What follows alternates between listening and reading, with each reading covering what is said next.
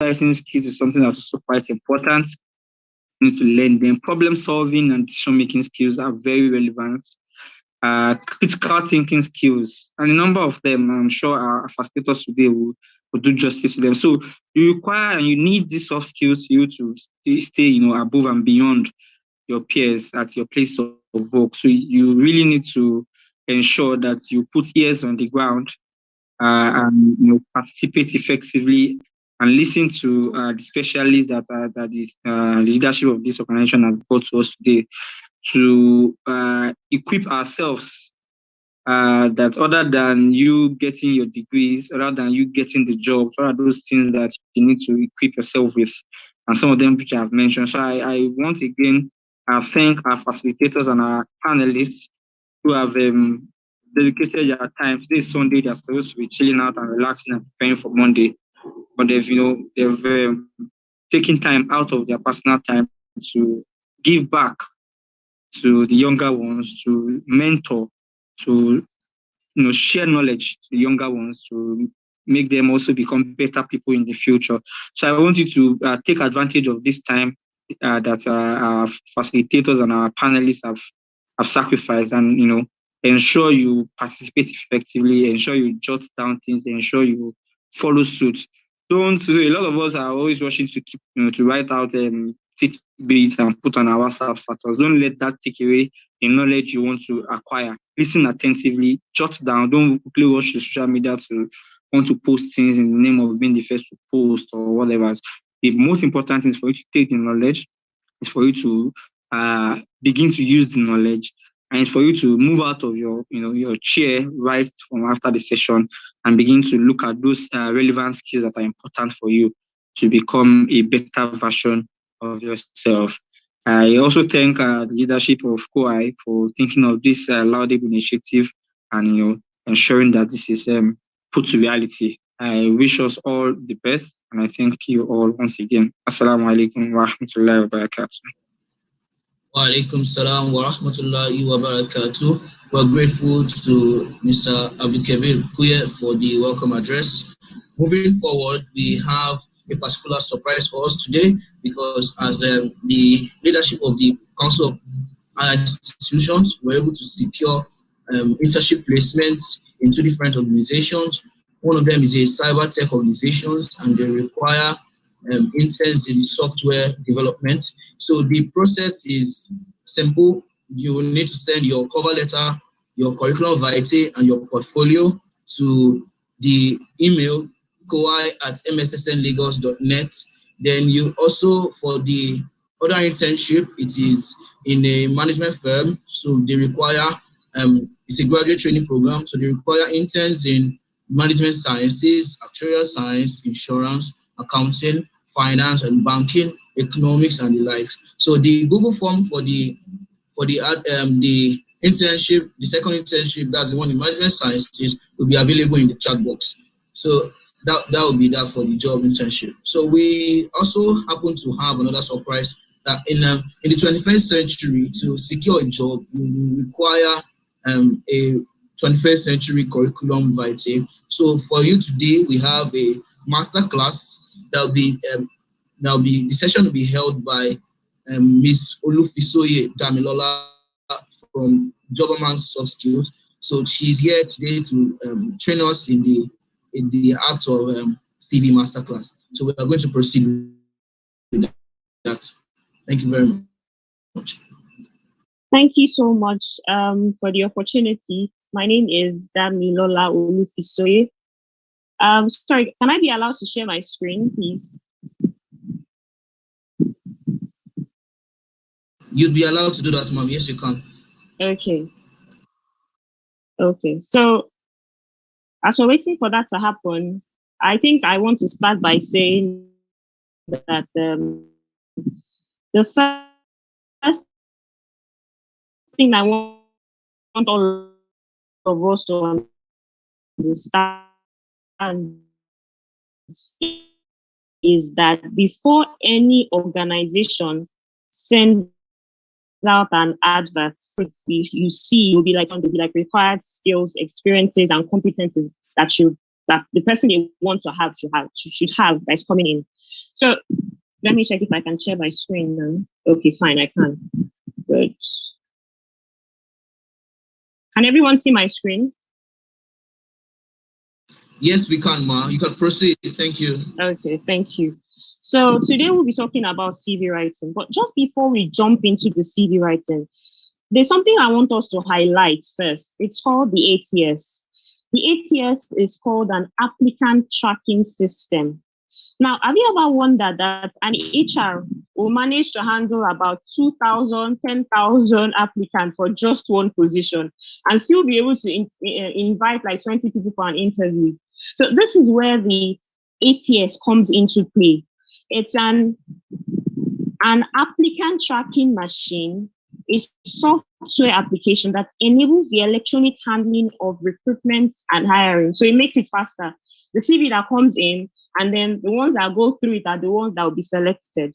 So the big question now is, how can I craft my CV in such a way that I will be able to send a CV and the ATS machine or the ATS system will filter me my CV so that I can be called for an interview, because that's the whole purpose of the CV, so that I can be called for an interview. Now, follow me closely as we discuss the things to take into consideration when crafting your CV. To start with this, everybody is a brand. Your CV shows how you showcase your skills and what you're about. So the average recruiter is looking at, if he's not using an ATS, maybe he's using a manual method now, he will look at your CV with, let's say, 3 to 5 seconds, and he can decide whether or not to keep reading. You know, when you're on, for example, Netflix, and you're deciding what movie to watch, it's just something like that. He's just looking at your CV. And so the question now is, look at your CV and think, if someone sees my CV somewhere, somehow, will the person pick up the CV and say, okay, I need to contact this person? So that's the very first point. When crafting your CV, you need to think like an employer. Now, the second thing is write relevant things on your resume, on your CV. Your CV is not your life history. It's not a story about every single thing you've done. No, it's something that is directed specifically for that job you're trying to apply for. That brings to mind that you do not have one CV for every job. No, you change your CV according to the jobs you see or the advertisements you see. Now, I'll talk about this as we proceed. The second thing is your layout and design. Please do not over design your CV. It's not a design competition. Don't use too many colors, and please stick to one font. Also, check your spelling and check your grammar. So let's talk about the required section and the layout of a CV. We have our personal details, we have the work experience, we have the education, we have skills, professional summary, and the trainings that we have gone for. So let's highlight these things one after the other. This first structure is personal detail. That's what you see first on your CV. It should include your name in bold. It should include your address, your email, and your phone number. I repeat that again. Your name, your address, your email, and your phone number, and then possibly your LinkedIn URL. So let's talk about this more. I see a lot of people write name, age, relationship status, email, religion, state of origin. Please, this is not necessary. We don't really need to know your relationship status. We don't need to know your religion. We don't need to know your state of origin, except it was stated in the advertisement that these things is a requirement to be picked or selected. If not, what we need is your name, your email, your location, and your phone number. Then possibly your LinkedIn URL to show maybe a portfolio of you or more information about you. Now, please also notice that after the name, and there's an address. Now, did you notice that I put Bagada, Lagos, or for example, Asaba, Delta State?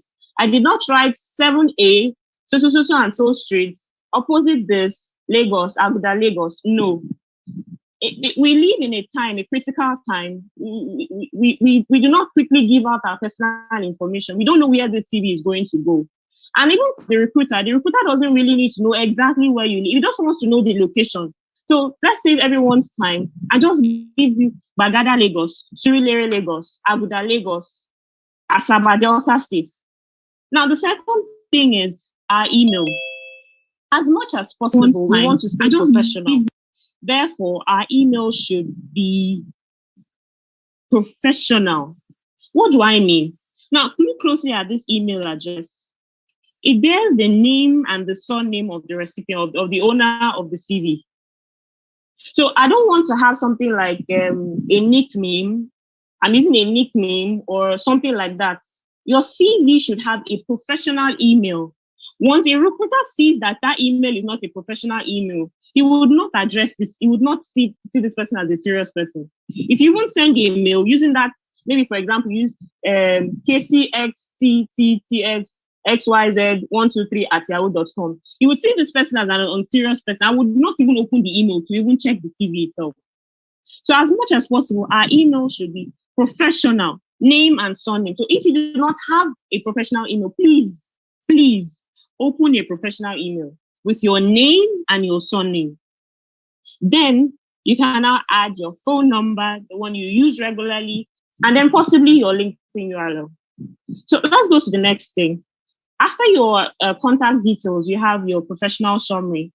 This is actually optional, but I like to put my professional summary. It's more of a 3 to 4 line statement, which can be found at the top of the resume, immediately after the contact details. It's like your elevator pitch, that 1 minute pitch you give. So it's really about that, what you're passionate about, what problems you can solve, what values you can give. So in crafting this, think about this. When you want to craft your own professional summary, think about this. Who exactly are you? What skills do you have? What can you offer? What can you bring to the table?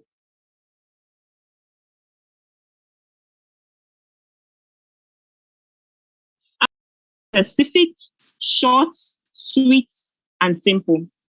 For example, let me give you an example. I am a deep and result-driven individual with excellent interpersonal and communication skills who is looking to secure a position with a stable and reliable organization where I can utilize my skill and acquire further expertise while contributing to the company's productivity and representation. Now, please also note, this part of the CV is optional, but it can just give the recruiter an insight into who am I looking at? Who is this person? So I always advise you to put it there. So the third thing is your skills and your competences. What can you do? Now, when you are writing your CV, when you have an advert, please look at the skills that they are looking for. Now, what skills do you have? Do the skills you have, does it match what they are looking for? It's not that you are applying for a project management job and under your skills, you are saying that you are skilled in fashion design and social media management. Now, these are good skills, but they do not relate to what you are trying to apply for. So the skills you have must relate to what you are applying for. When you do this, your CV can easily pass the ATS, and you can easily, if it's manually, you can easily get called for an interview. Now, the next thing is your work summary. When you're writing your summary, it could be the experience of what you've done, like maybe something your paid experience or something you volunteered for. As you can see on the screen, the experience, you state the company, what exactly have you done? Please itemize it. The key achievement, what have you done? Let's know what you've done. What have you achieved with this company? What did you do? How did you help them meet their targets? How did you increase sales? For example, how did you generate? Let's know about these things. Then beside, you could write the month to year, when you worked with the company. So you can put that down so that they can actually have an idea of the time frame where you worked. Now, apart from this, you could have your education, your school, what you studied, the name of the school. Always remember the month and the year. You also put that beside so that we know when you completed your education. Then you also have the training, whatever trainings you've gone for, whatever professional certifications you have, please also state that. Then these are quick tips that we should always bear in mind. Always tailor your CV to each job advert. So the key is tailor it exactly. So if you know you can, even as much as we are not advising anyone to falsify anything, that's the wrongest thing to do. Look at the job advert and ask yourself, do I have these skills? Do I have these competencies? If yes, make sure you tailor your words exactly as it is mentioned in the advert. That will help you get past the ATS. 2, keep your CV simple and short. The key word is powerful and concise. Only add relevant information.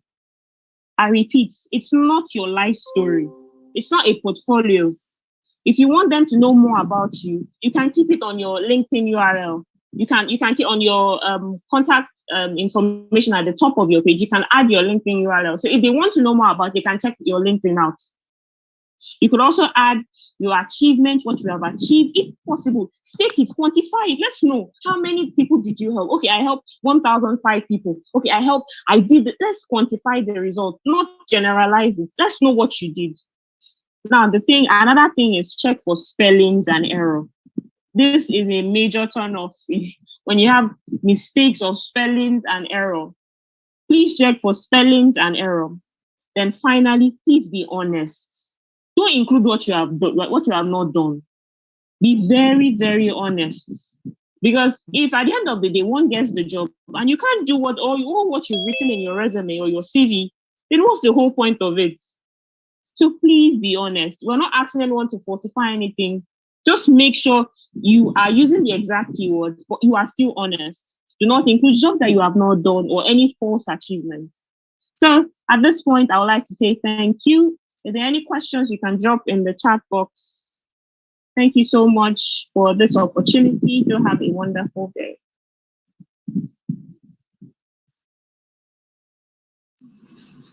Thank you very much, Ms. Olufisoye, for the amazing CV masterclass. I'm sure that we've learned a lot of things today, and the mistakes making their CVs, they'll correct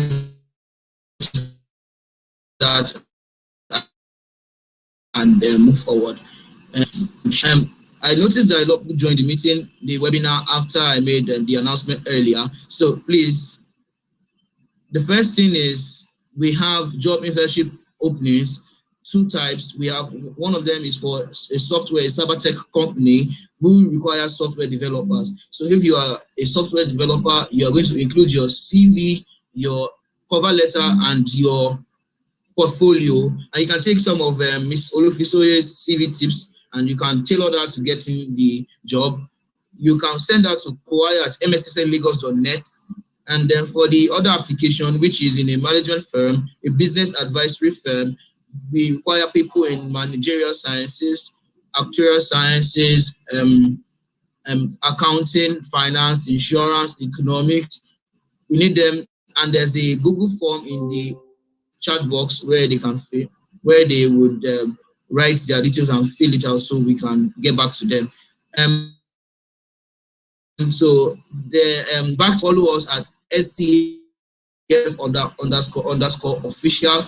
Then we are telling you that if your tweet has the highest interaction, you are going to get a prize from Kawhi. So ask to retweet and tell everyone about the student career fair.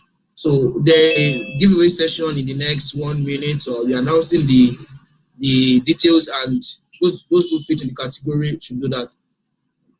So you can also follow us on Instagram and Facebook at Lagos Kwai, and the hashtag is navigate, hashtag future of work, and hashtag SCF 2021.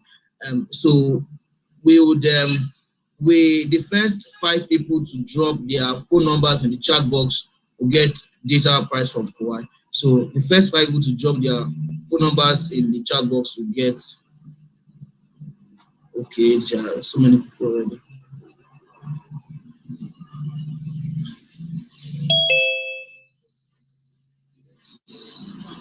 It's over now. Thank you. So then very soon we are going to move to the plenary session. That is the main session for today, and the topic is soft skills, a modern effective tool for organizational effectiveness. And we have seasoned professionals coming to speak to us today, and they are going to do justice to the panel topic, to the plenary topic. And we are going to have our brother, the moderator for the plenary session, come to take over as was done yesterday. So we have Brother Abdul Ghaffar, and he would join us in a minute. So I want you all to stick around, take important notes, as all the information I'll be giving you here today are important in navigating our paths in the labor market. Thank you very much. And please know that all the questions that you asked will be answered as duly. Thank you very much.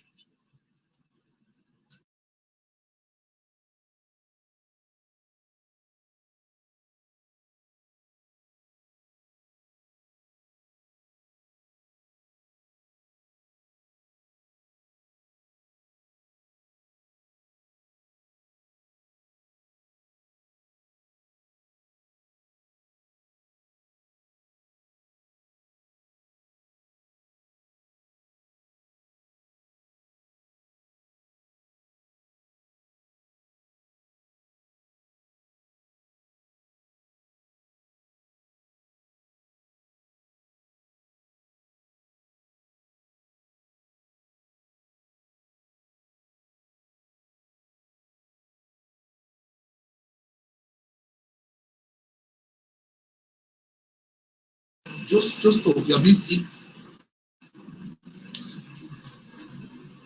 Yeah. Now, assalamu alaikum wa rahmatullahi wa barakatuh. I'm Abu Gofar. Now, thank you very much, Brother Hassan Abdufura, for the brief introduction. Now, alhamdulillah, inshallah, I'll be the moderator for the second phase of the plenary section. And then the topic before us today is soft skills, the modern effective tools for organizational effectiveness. And then with me are erudite scholars and also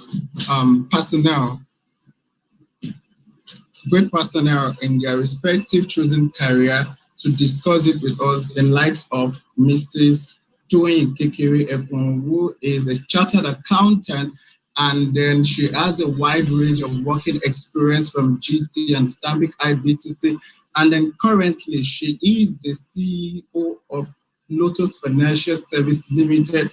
And also with us, we have Miss Khadija Olawoyin Omolara, who is HR consultant, and then she has worked with different organizations in recruiting different employees capable to work for different employers and organizations. And also with us today, we have Miss Precious Ajuno. Permit me if I do not pronounce the surname very well, ma'am. So she is a soft skills trainer, and then she is currently the head youth engagement and learning jobberman of Nigeria. And then she has a project working about training over 5 million Nigerian youth having the necessary skills in order for them to be employable. And then also we have our father, popularly known as Daddy Giwa, who is no other person known as Engineer Nasir Giwa. Well, it's not online now, but inshallah, it will be joining us any moment from now. Just stay tuned. So, talking about Engineer Nasir Giwa, he is the current coordinator of Boas Refineries and then Petrochemical Limited. Inshallah, I'll be telling you more about this father when it's online. Now, once again, the topic before us today is soft skills, which is the modern effective tools for organizational effectiveness. What do we even understand by the word soft skills? These are skills an employee needs to possess in order to be able to work in a or to fit in a particular working place. And these are skills in which employers are also looking into in employee in order to know if to retain such an individual or to get promoted. And then I need to let you know that these skills, known as our soft skills, they are skills we need to acquire. Probably we might not even acquire them in the course of our studies. We always acquire these skills during programs like this, or some of us applying for master's class. Example of those skills are communication skills. We have ability to manage limited resources within a short period of time. And also we have teamwork, the likes. don't let me draw so much in that, because I know we have our seasoning, our panelists that are gonna make justice to today's topic, inshallah, bikuduratullah. And then once again, I thank every one of you for joining us this afternoon. Now, inshallah, alhamdulillah, Engineer Nasir Giwa has joined us. I know very well that it doesn't delay. He has been our father, and then popularly we call him Daddy Giwa due to his fatherly love for us, and then he served as a mentor to a lot of us. Now, talking about Engineer Giwa, I said earlier on that he's the coordinator of Goa Refineries and then Petrochemical Limited. But there's something amazing about this study, is that he worked within the short period of 3 years as a fresh graduate, and he became a manager of an organization. I wonder how he was able to do that, and I know that he's going to share us with it.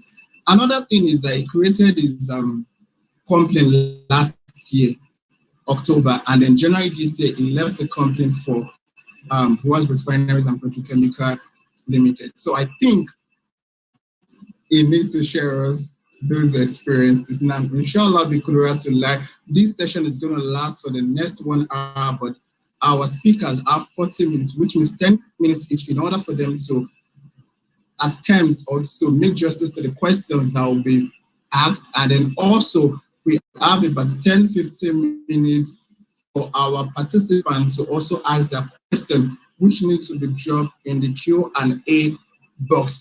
Now, somewhere from the line. Now, my first question will be going to Mrs.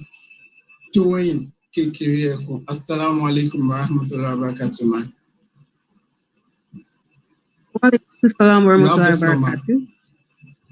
All right. Thank you for inviting me here today. It's a pleasure.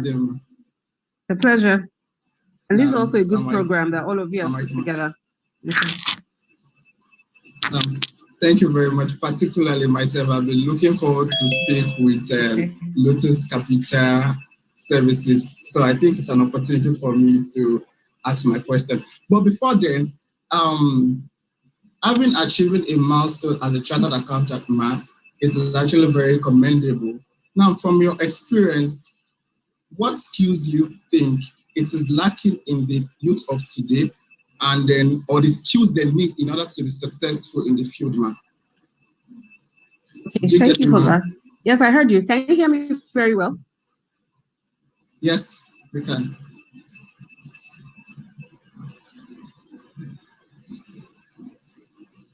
Okay.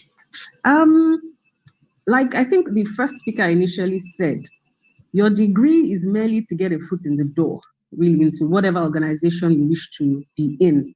So being a chartered accountant, yeah, it got me through, through maybe the first organization I worked in. But that is not what kept me there or helped me to develop myself. I think the first thing that you need to do is to understand the culture of the organization you're working in. And that doesn't come with your degree. You have to study, the organization. What are their values? What makes them tick? What brings them together as a team? In some organizations, they're more of, we have these extra degrees. We have these extra degrees.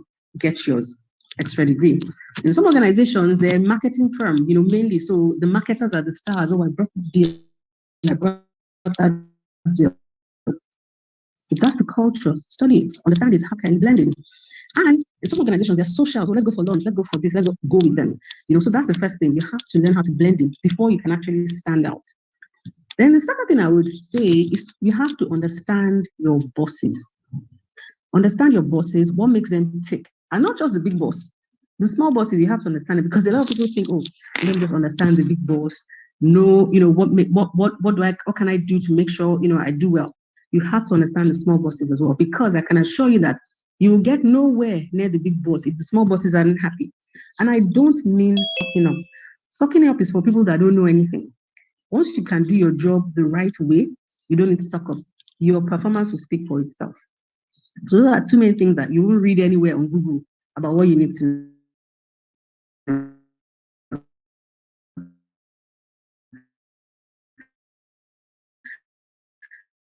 And of course, emotional intelligence. Emotional intelligence is basically understanding your emotion or working. Because you'll be surprised to learn the person that you think is the most senior is not necessarily the one with the power. So you have to understand that because you can get hurt in future if you maybe you didn't greet that person and okay, no problem. And you just buy. So little things like this can actually, no matter how much you try, they can affect you. So that's just the foundation of what I'll say. So now let's go into soft skills.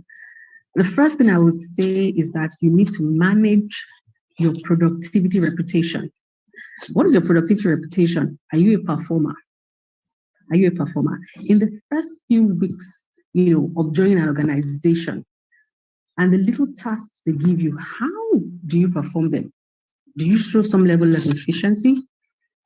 Are you sharp to think, oh, I encountered a problem and I solved it this way? Because the impression you create in the first month can actually last for quite a while.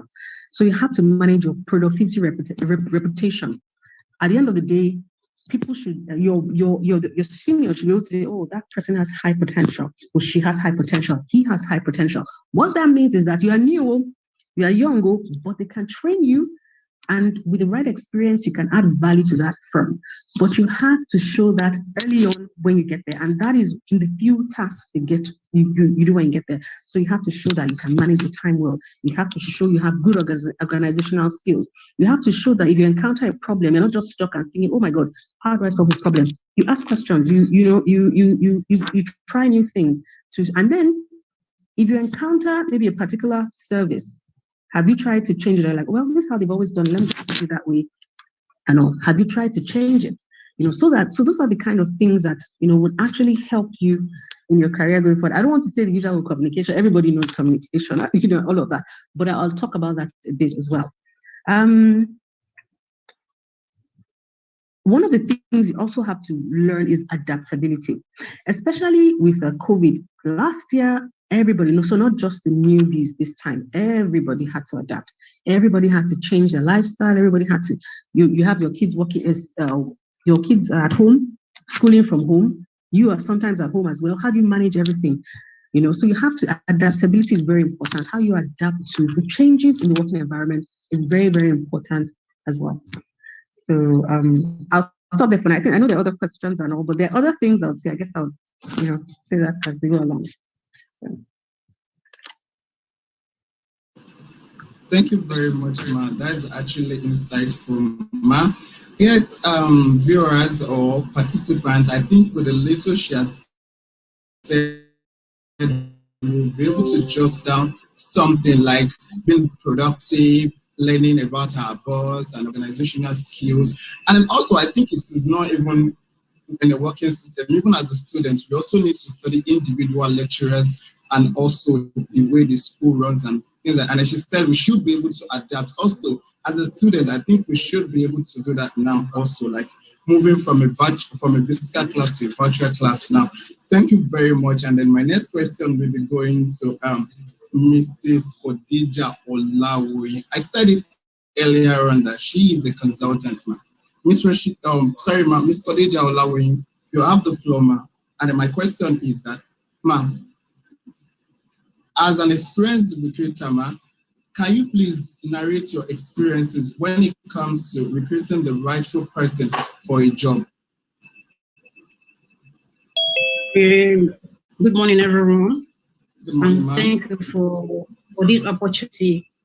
I also like to commend the efforts of MS's leadership for bringing forth this type of program.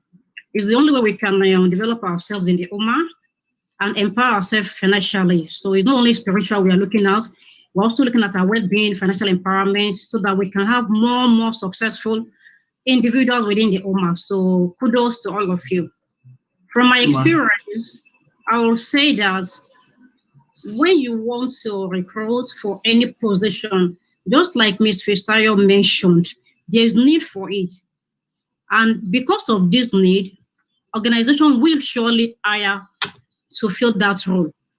However, what and what will come to play? I'll start to mention that your hard skill, that is the education, what you have acquired in the university.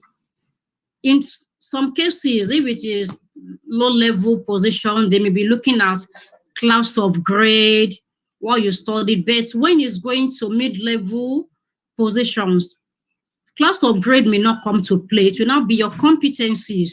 So basically, we look at technical skills, soft skills, and potentials for you as an employer to invest in this individual to blossom and be what you want he or she to be in the organization. So when we are talking of I will focus on soft skills for recruitment. Mrs. Kekere could mention soft skills for you to keep relevance on the job, for you to keep being a value. But when it is recruitment, what are the soft skills we look at for? Depending on the position you are coming to fill. Let me use accounting, for example. How do I want to hire somebody who read accounting in the university and cannot use Excel and doesn't understand simple analytics, using Excel to at least mid-level, not basic, mid-level? If you have this skill, you have to showcase it on your CV and still the level that you are. Then another thing you need to have is social skills. The topmost anywhere, any day in my head is communication. Communication. If I'm in the first class, but I cannot express myself, nobody is going to enter my head to bring out the expression. It's like I have my money in the bank, but I cannot express it. How do you express yourself during interviews? And you have the job. How do you communicate? How do you pay attention to little things? Are you giving acknowledgement of the power dynamics in the organization?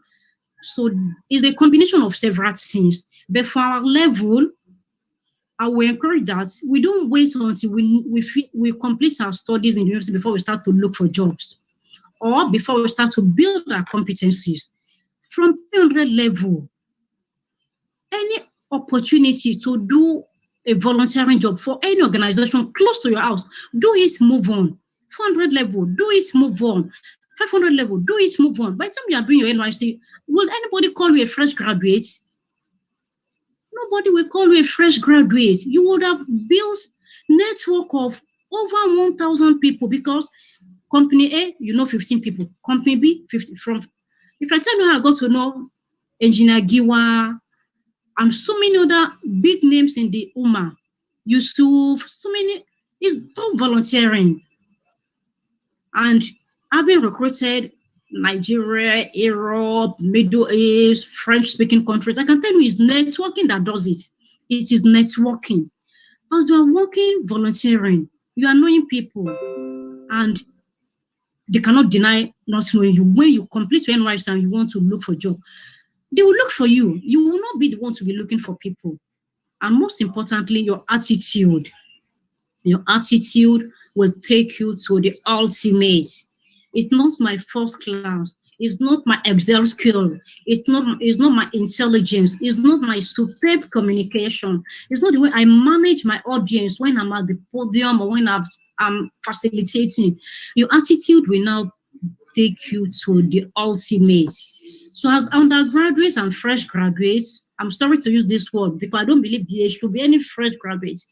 I will say from your undergraduate years, please focus on your academics. Have a minimum 2-2. If you cannot, it's not everybody that will make it 2-1 or first class. Have a minimum 2-2. Recognize which industry you want to work. Identify what are your strengths. Where can my strength foster? What do I love to do? The fact that I studied English language doesn't mean I cannot become an accountant. I may struggle. It will be an issue. I know somebody who studied communication as she studied an accountant well in a blue chip company. So depending on your strengths, your passion, what do I love to do? From 300 level, I know what I wanted to do.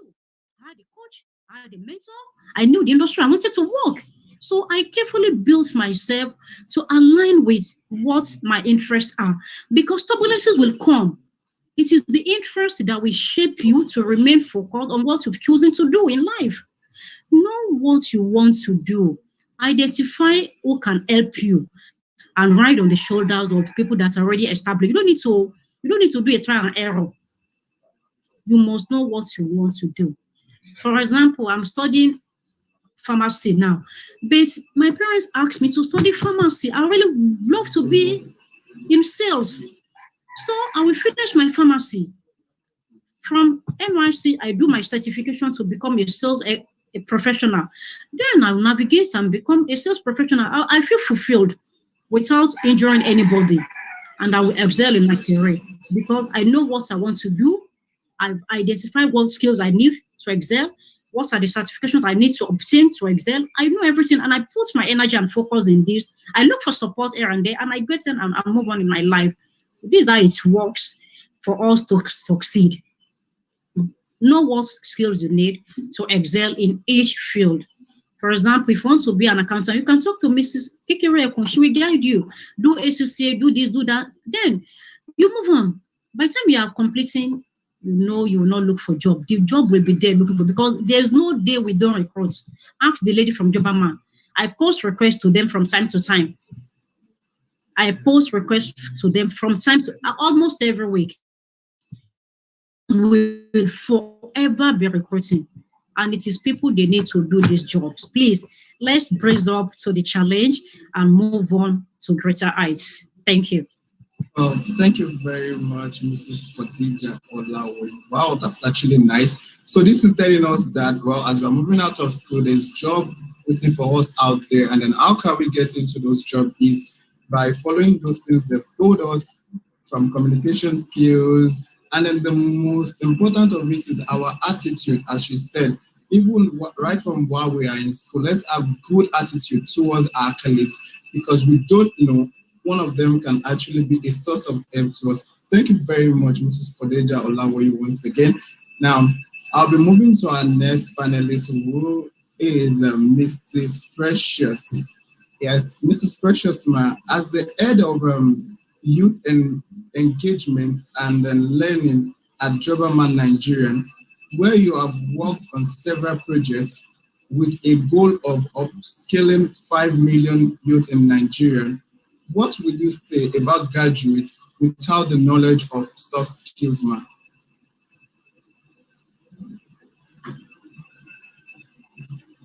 Hi, everyone. Thank you so much for having me.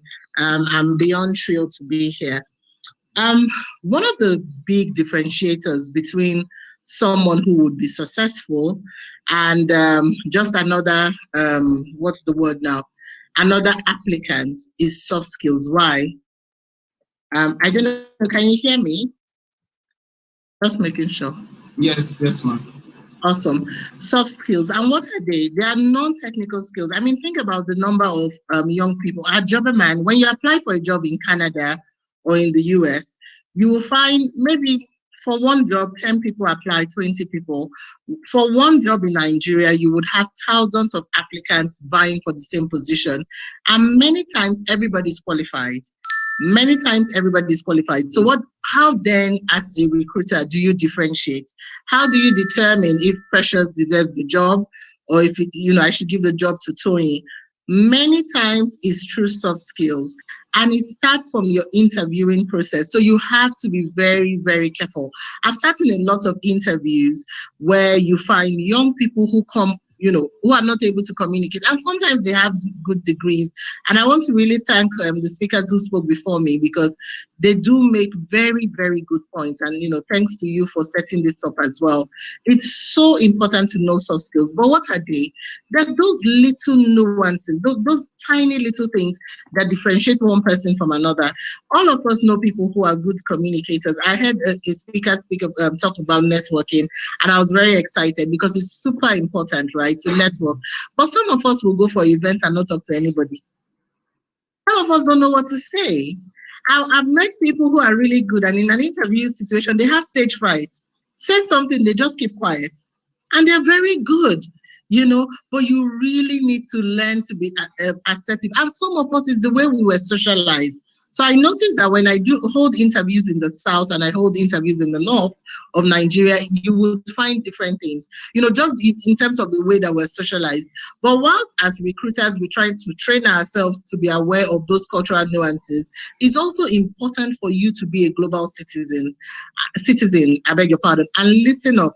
There are opportunities across the borders. I have mentees who sit in Lagos, who work for companies out of Nigeria, and they earn in foreign currency. There are so many opportunities in a post-pandemic world. And for you to be able to thrive in a culture where, folks might not be Nigerian, you need to have soft skills. You need to have proper communication skills. You need to be able to communicate effectively. You need to be assertive. You need to be adaptable. You need to be agile. We live in a country where there's such a thing, unfortunately, as PhD and take, power cuts and all of that. But it's not when you have an interview that you will now allow NEPA to take that job away from you. You shouldn't do that, So if you are in Lagos, you know that there will be traffic. So go ahead of time, be agile. Listen to the news, not just Instablog and all those things that might not help you. Listen to relevant news. Don't be savage on social media. Young people, I need you to hear this. I see a lot of people, sometimes we want to interview you for a job and we go to your social media profile to go and check what's happening there. Some of you have comments that are so nasty, nobody wants to work with you. So be mindful of your digital footprint. What are you putting on social media? What sort of comments? If I Google your name, what will come up? And I encourage all of us, go on Google and go and clean up anything that is not palatable right now, because you don't need it, right? You want to be a global citizen. You want to raise yourself. You want to go beyond that technical degree, computer engineering, whatever it is that you have studied, to having those little, they've talked about power struggle. I really like the one on power. How do you know? Sometimes the person with the positional power is not the person who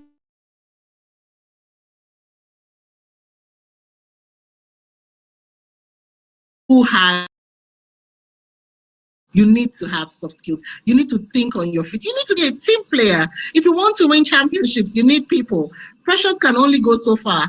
But with everybody working together, you win championships, like I tell my team. So you need to win with people. All of us who have those bad habits that in my family, only me will be the star, so that I'll now pepper them and show everybody. You need to start rethinking some of those strategies. Yes. I hope this was helpful. Yeah, thank you very much. Quite helpful. Sincerely, but every one of us planning to jump after our study. You don't need to jump around.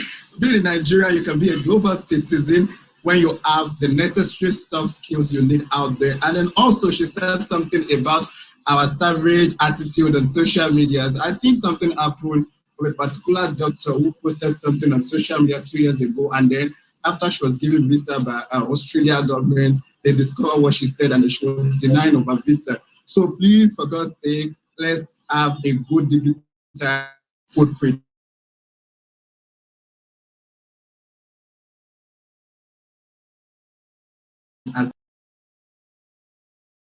We'll come back to you, Ma.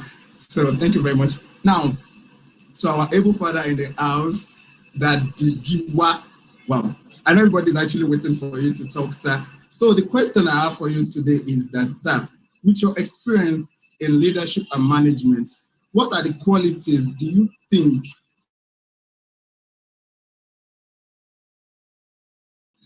are lacking in these very effective leaders, and how do you think we can make improvements on this side? Okay. Thank you very much. First, I say Assalamu alaikum. Wa alaikum salam. I must thank you most sincerely for inviting me. And, you're welcome, sir. I hope at the end of the day we'll find it very, very useful. And I must commend the organizers. This is a very good. This is a very good one. It's important, extremely important for that matter, particularly at this time that everything is very, very competitive. I mean, the options are very limited and it's getting slimmer and slimmer by the day. So organizing a forum like this for the benefit of the youth is a very good one. So may Allah continue to sustain you all. So thank you so much. So going to the question you have asked, for the youth, I'll be very blunt here, and it's very important for the youth to cultivate the habit of persistency and consistency. And this too is what I have found over the years as lacking in some of our youth. And these are two extremely important attributes that we must have if we want to be successful. Unfortunately, it appears that we are lacking the habit of following through on what we start. And we easily and quickly jump into conclusion. We will start a project or start an initiative, and the next moment, without really staying true, without going through the rudiments of following through with the process, seeking advice, talking to experts, talking to leaders who have been there, we quickly jump into thinking that we have arrived or we are there already. So my key advice today will be that whatever we want to do, let us first of all discover ourselves. Once that is done, we come up with an initiative. Let's remain consistent. Let's see it through. Let's spend our time where it matters.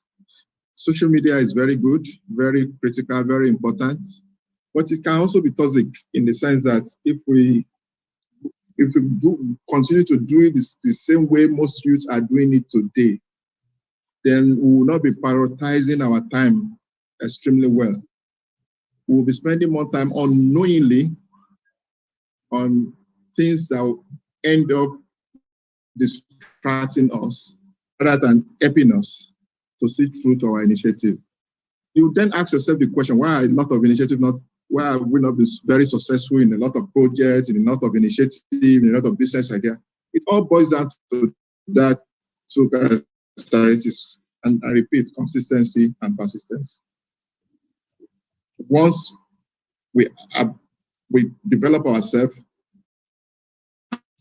and we discipline ourselves to imbibe these two attributes, managing our time very well where it matters, and only spend time on social media when it's going to be then we will be there. The future belongs to us, the youth. I said us now. I consider myself a youth as well. Yes.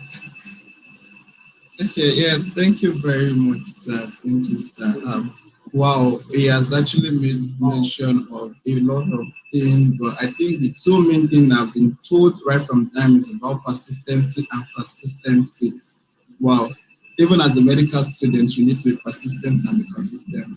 Yes, also we're told about time management and then spending large considerable of our time on internet with something beneficiary to us. I think we'll all learn that as a youth also. But sir, the next question is also for you, sir. But before then, sir, our participants, can you please check the chat box? We have gift for about 10 participants. Please check. So, sir, that giver. Yes, sir. We have some youths with the right technical skills and soft skills, sir. What platform do you think they can leverage on in order to get a job? Well, alhamdulillah, the world has really changed now.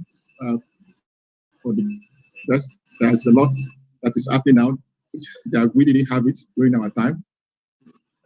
So the social media has brought in a lot of conveniency, which were not there during our own time. You talked today about LinkedIn. It wasn't there some years back. And LinkedIn is a platform that I believe is very useful, both for learning and for looking for the right job, putting forward your own skill, writing a good CV and posting it on LinkedIn, putting your profile. We need to spend time. We need to invest quality time. See, this is also the problem. You have to see yourself, the way you write your CV or your profile, you have to see it as trying to market yourself, trying to project yourself to the third party in your absence, because it's not going to see you. All it sees about you is what you have written. All it sees about you is the picture you have posted. So you also have to be conscious and be deliberate about the quality of the picture you have posted. The same way you are conscious and deliberate about the profile and about the CV you are posting on LinkedIn. You do not just have to do it. You see, this is where your networking matters most. And you have to create different network for yourself. Number one, before posting your CV or your profile, you need to check it. Try to do a dry run of it with your colleagues, with people in the field, and let them review it for you. If your close network is not happy with your profile or your CV, how do you think the larger audience that will be looking at you will be satisfied with it? So that discipline of spending time on what matters most is always the problem.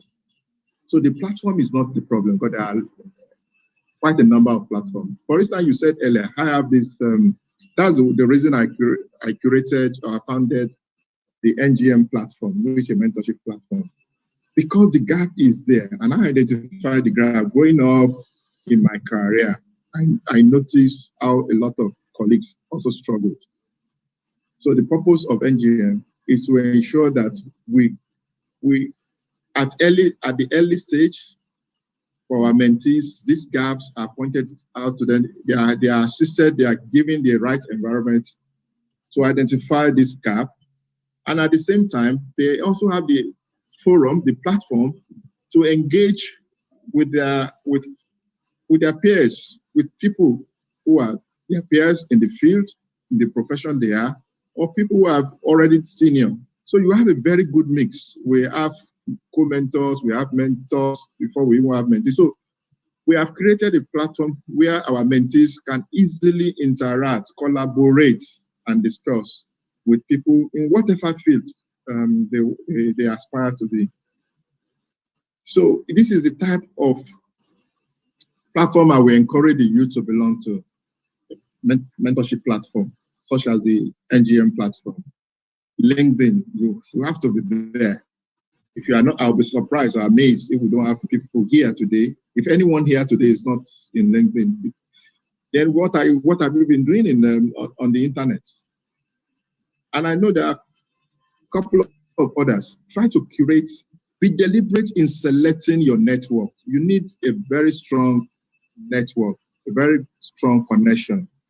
And I will encourage us to read this book, The Power Connector. You really need, the network enables you to do things that will ordinarily have taken you 1 year or 6 months, to do it within few weeks or even few days.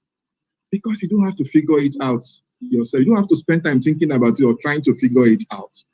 Your next neighbor, your next brother, your next sister, somebody close to you, somebody within the network, you can just interact, you can ask those questions, and they easily point you in the right direction.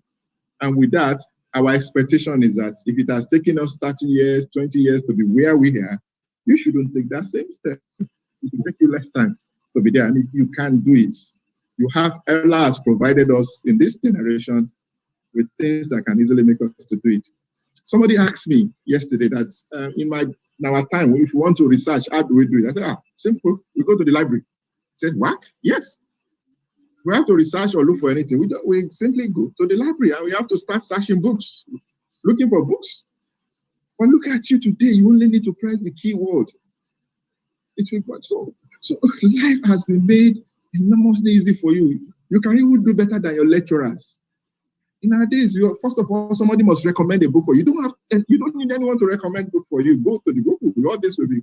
So accept You do not want to excel. Everything is there for you to excel. And may Allah make it easy for us. I mean, Jazakumullah for that statement, sir. Yes, they said we have everything to excel. And then he made mention of a book which I want every one of us to read. He said Power Connector, that a journey that can take us years with the rightful connection, we can be able to do that within weeks or even days. Now, Jazakumullah.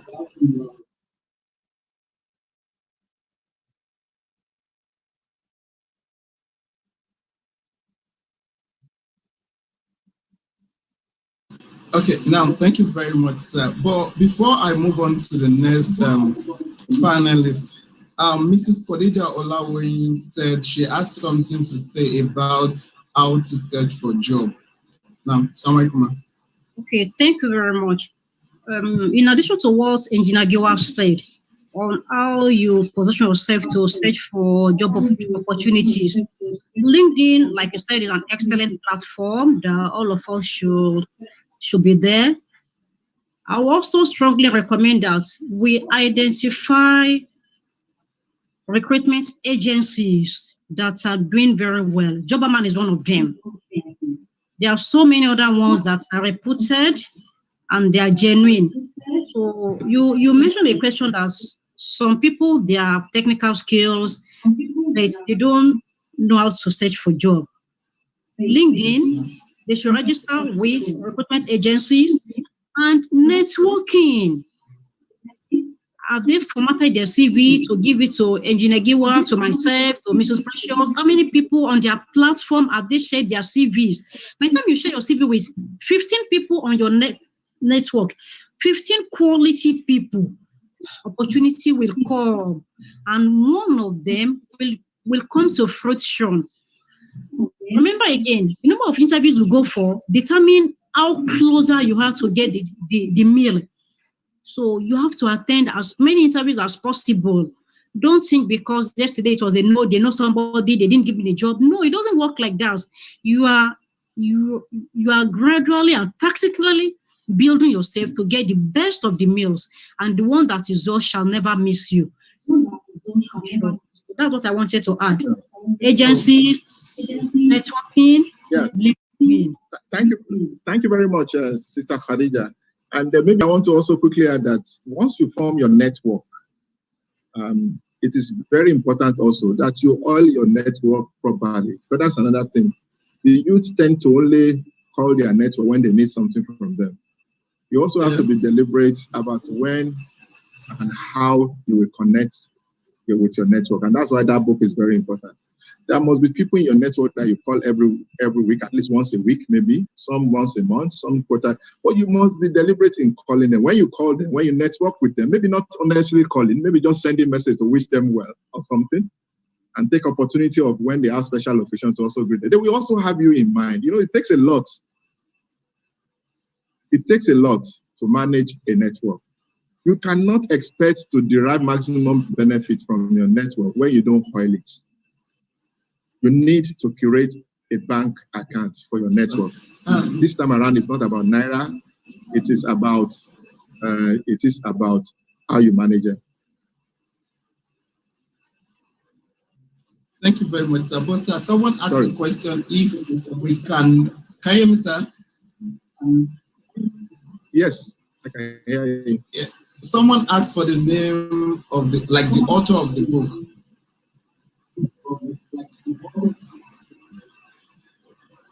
Yes, I'll send it to you. I'll send it to you. I'll share it with you. Okay. Like you are, thank you very much. So how the network is key. Okay. It's very important. Okay. You may not remember the guy. We met at Micah 2 years. We met again with this guy 2 years ago in Micah. You may not know him. He's a big guy now. Stay with you in Port Harcourt. You may not remember. Okay. Thank you very much. Thank you. Yeah. Thank you very much, Ma. So, ma'am, Miss Precious, ma'am, I have a question for you, ma'am. In what aspect do you think soft skills can aid the performance of employees, ma'am? Thank you so much for that question. And I would say in all aspects. I'm a product of soft skills, and there's a deliberate reason why I teach soft skills. And I teach soft skills because I want all young people to understand and appreciate this. When I started my career, fresh out of NYSC, Guinness Nigeria PLC, I did not realize that what I called native intelligence was actually soft skills. And what are they? Yesterday I was made of honor for at a friend's wedding, and I've known her for 30 years. And what that means is I met new people also, and I've been able to use that. There's also something that I call reputation capital. The way that I survive is by my reputation. So what it means is I was very lucky to know early and to have the kind of parents that I have, just teaching integrity and things like that. You need to have a good reputation. You want people to be able to refer you. I like when the last speaker talked about, treating your network as a bank account. Remember, if you are the kind of person who is not credible, who does not keep to their word, it becomes very difficult. So don't think, oh, they've said networking, then you start going for networking events and then sharing your card. It's not about how many people or how many cards you have. It's about who knows you, right? Who would you call? Who would refer you? What are they saying in rooms when they are not there? Let me tell you something. Now that I'm in senior leadership, I can tell you for free. Conversations happen when you are not there. People are constantly talking. Oh, how is Tony? How is Khadija? How is this person? How is that person?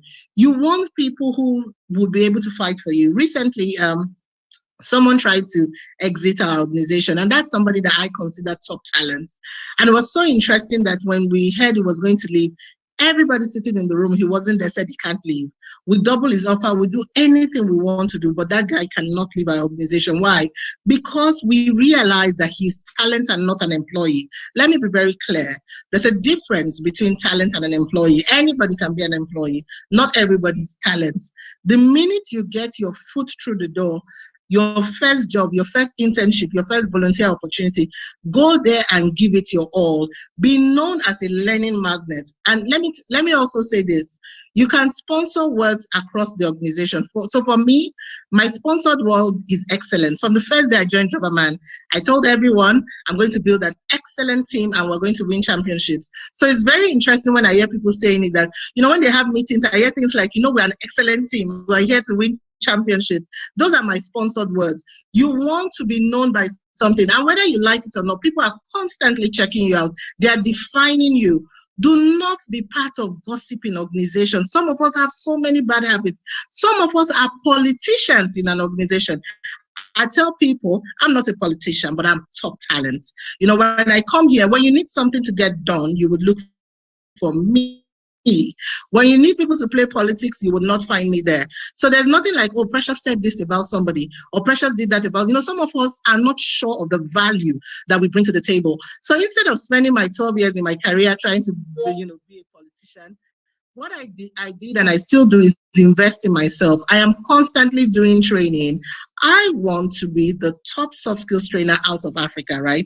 I teach soft skills across Africa. Like, you will not find another one like me. So I'm not trying to outshine another person, because in the lane where I sit, there's nobody quite like me, none. So I'm not terrified by somebody. I'm not trying to be somebody else. I have too much time and energy spent on being myself and be a value person. People call me when they want solution to things. In fact, somebody called me the other day and said they wanted to buy Bitcoin. It was so funny because I don't even have a Bitcoin account, but she knew Precious would know somebody who can teach them on Bitcoin. And I rarely say no to being a solution provider, right? And that's how to also build your soft skills. Try, learn. Google is your friend. It's a university. YouTube is a university. You can use social media for your own good. So be known as a value-driven person. Be known as talent, not as the gossip person in the organization, not at the one who is a politician. And the minute you get a job offer, define your exit plan. Let me be very clear, right? The minute I join any establishment, I have an exit plan. And do you know what that does for you? It allows you to stay above the politics and really go there to make impact. And let me tell you what's interesting about having an exit plan. The day you want to exit, they won't want you to go. You know why? Because you are value driven. Organizations exist to make profits. Don't let anybody deceive you. That's what it is. They want to make profit. And if you are a profit driven magnet, they will keep you there to make their money. So be very clear on that and stay clear. Be aware of the politics, but do not be a politician within an organization. I've seen careers rise and fall on top of that. I'm still able to go to my first boss and have tea, you know, in Lagos. Why? Because I did not leave the organization with any bad blood. I think there's a question in the chat. Somebody asking about how to become, you know, how do you become talent, or I'm not sure, but I saw something pop around talent, you know, the difference between being a talent and an employee, or how do you become talent, something like that. I'm happy to speak on that very quickly, because anytime I have this opportunity, I want to raise more talent, you know, talented individuals. How do you become talent? Number one, you must become self-aware. I'm not good at everything, but I'm very good at soft skills training. I am a master educator. So I'm not trying to be something else. I'm not trying to be a software engineer. That's not my core. What is my core is that I educate minds. I teach. If you put me in front of a classroom, there's nobody who will do it better than I do. So I spend all my energy and resources channeling it to be the best global trainer out of Nigeria. That's what I do. So you want to focus. You want to focus on what you know, and you want to know it so well. I tell my children, I don't care if you want to be a shoemaker, but best believe that when they're looking for an excellent shoemaker anywhere in the world, they should look for one of you, right? So spend your time, spend your resources, honing your skills, and then play the long-term game. Many of us young people are rent seekers. We want to blow after 2 minutes. Doesn't always work like that. Be ready to sit here for the long haul, so that even when you're in your 70s, you're still making money from royalties. You're still making money from the work that you have put out there. So be ready to play that long-term game. I hope this was helpful. It is actually helpful and powerful, man. Yes, but before we move to the next presenter, she said something. Don't be a politician in your place of work. Rather, invest the power in equipping yourself. And then also, she said you should be a profit-driven magnet. And also, you should define your exit plan as you are getting into the job. And then she told us the reason for having such a plan. Thank you very much, Mrs. Precious, once again. Now, my other question will be going to Mrs. Tony Kekere. Now, ma'am, the question is, we understand that good leadership is vital to organizational growth. How can one develop good leadership skills now? Okay, thank you for that. I've enjoyed the other speakers as well. Very interesting things to learn from. One of the most important things as a leader is that, first of all, you have to be a performer, which means that you have to, perform your role very well so that people want you on their team. So that's the first thing. You have to be very proactive. A lot of times people are reactive is when something happens that they now say, oh, how can I solve it? But sometimes you can see a problem a mile away. So be proactive. I remember when I said initially you need to study your bosses and everything. What happens is that if they see you as someone who is proactive, then you get recognized for that, which is very important as a leader. Then how do you relate with people? Do you know how are your people skills? It's very, very important that you have good people skills. Do you inspire others? And you don't have to be a senior person. Think about it. In primary school, who was your class captain? Who was the head boy? Who was the head girl? They have certain qualities that will make them head boy or head girl, or even the noise captain. It starts from a very young age. You have children, and there is one child that is in breakfast, having breakfast ready for school while others are still sleeping. It starts from a very young age, and you have to hone in those skills in yourself, to get things. A lot of people talk about time management, but I'll say it's actually self-management. You have to manage yourself. You have to manage distractions around you, because in this world of social media, it's a lot. And when I say social media here, I don't mean social media for social. I mean social media for work. You have emails coming in. You have text coming in for work. After COVID, WhatsApp became a very big communicator platform. Even within the office, you have all those coming in. How do you manage yourself? Because it's those distractions that may hold you back in getting your reports done. So you have to manage yourself, to manage your time. You have to plan it in advance, which is where organizational skills come in. You have to put your day in time buckets. So it could be, from 8 to 9, I'm going to answer emails. From 9 to 10, I'm going to work on my report. From 10 to 11, I'm going to do approvals. They can cross, but because you've organized them that way, from the start, then it becomes, an email comes, I'm not doing emails now, I'm doing my report. And you realize that you're more productive.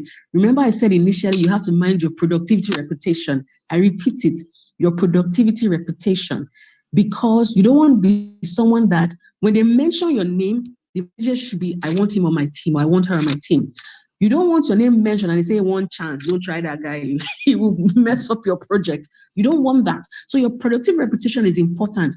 You know how it was in school when the captains are picking teams. I want Kemi, I want Shade, I want Kunle on my team. That is how you should see yourself. That when the managers are picking, when I was in training school, when I first started work, all of us were thrown into training school for about 4 months. By the end of training school, the manager was we're already saying, can I have that person? Can I have that person? My boss, because I served where I work, my boss was always like, please, you want her back, so that is how it should be, that by the time you are graduating from training school, they're looking at you, they're already picking, okay, I want that person on my team. That is how you have to, have to go yourself. And then you have to be reliable. Reliability is a very important thing. To progress, you have to make your team look good. And for your team to look good, they have to be able to rely on you. They give you a task. It's not at the last minute you are now showing that there's a problem. If there's a problem, you say it in advance. If you can finish your report on time, you finish on time. If you cannot be on time, you let them know why. You don't want to show up the team or show up your organization. So you have to be reliable. And of course, with reliability comes trust. And trust is the fundamental of any professional. If you can't be trusted, I can assure you will not go very far. So trustworthiness and integrity is very, very important. So those are the main things that I would say. And of course, having a positive attitude. Nobody wants a gloomy person around them or as their leader, a gloomy person that sees only negative things. You have to be positive. You have to be self-driven, and that is what would actually make you a leader. So, and like I said, leadership is actually, you can learn it. You don't have to be born with it. Fine, so you were not the first downstairs at breakfast, you were still sleeping. But by the time you get to secondary school, and you're more and you're more mature, it's different. By the time you start working, it's on another level, so you can hone in the skills. And I remember, as I said, make sure when you enter an organization, within the first month, you are seen as high potential.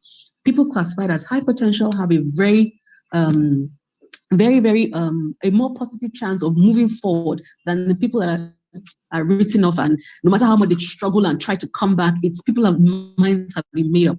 So make sure that you get this done. And finally, emotional intelligence. I said this in the beginning, I'll say it again. And that is because it's your emotional intelligence that drives your behavior, it drives your attitude, it drives how you relate with people, how you communicate, I know a lot has been said of communication, but I want to say just one thing. Writing is is something that a lot of people lack. Even senior people lack writing skills. You have to learn how to write professionally. A lot of people write the same way they speak. You cannot do that. You have to learn how to write professional speak. For example, in a letter, you can't say, I am sorry. It is, I apologize. A lot of people don't know this. You have to learn these things. I learned it over time. So please ensure that even though you speak well, you have to write well. And WhatsApp. When you're WhatsApping your bosses or your management, Do not WhatsApp like you're texting your friend. You know, you may forget and you abbreviate. I see a lot of that abbreviations and like, no, if it's WhatsApp, you WhatsApp like an email. You know, so those are the things I like to say here. Okay, so thank you, Mark. Thank you very much, Mrs. Tony Kikiri. Well, before you go, I have another question for you, but she said that we need to be emotionally intelligent, which will serve as a drive to our attitude, our relationship with others. I would also say that she talked about being proactive, ability to be able to foresee things and then be a performance, and then we should have self-management instead of time management, something like that.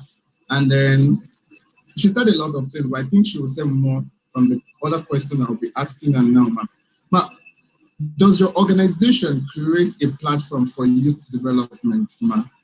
So if yes, how can we access it? We don't have a public platform, right? With the youth within our own organization, we ensure we train them properly, you know, with soft skills. It's very important: business writing, customer service, time management, productivity, presentation skills. We train them. But what we also do is we actually go to NYC camp. We give presentations on financial intelligence. At least before COVID, we used to do that a lot on the NYC camps and all of that. And then we also sponsor, you know, the First Class Muslim Foundation for students that we sponsor some of their activities, students that get first class, Muslim students, and we sponsor their activities. So as far as public is concerned, those are the things we do. We don't have like a large platform for the youth, but we have for our internal youth, and they are properly trained on all these soft skills, because we do realize that it's not just your technical skills or your degree that can get you far. You need to have life skills and all of that. Well, thank you very much, Karen. And then we hope that you'll be able to do it for your workers. I think very soon you should be able to do it for the general masses as well. Though this is actually a means of doing it also, but we want a bigger platform, and then may Almighty Allah assist you. Thank you. You too. So thank you very much, Ma, once again. Okay, over to you, Mrs. Khadija Olawoyima. Now, Ma, what advice do you have for a job seekers and a graduate, Ma?